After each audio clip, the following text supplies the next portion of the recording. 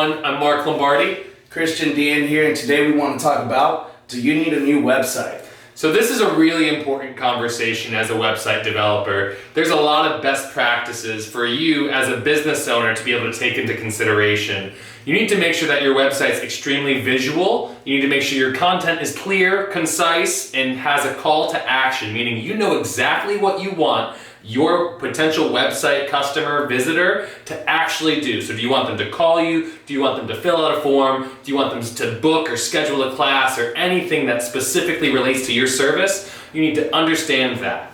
Yep, and then from a SEO marketing perspective, search engine optimization, there's a couple of things to take into consideration when you're considering to do another website, right? One is your domain. You can do a brand new website, but you may want to keep your existing domain if it has value. And by value, I mean domain authority, which is a metric that Google uses on a scale of 0 to 100 to basically rate your website, how authoritative and credible it is. So if you have a high domain authority, you don't want to change that domain. You want to keep that domain and build the new website using the pre-existing domain, because that's what's going to carry over that value. And two, content. If there was content that was working on your old website, you want to make sure you move that over. For example, I've had clients in the past who have done brand new website builds and they were ranking high for keyword search X, Y, and Z, and then they didn't bring over that content, so then they lost their high rankings on those. So two things to consider from the SEO perspective is your domain authority, carry it over if it does have any value,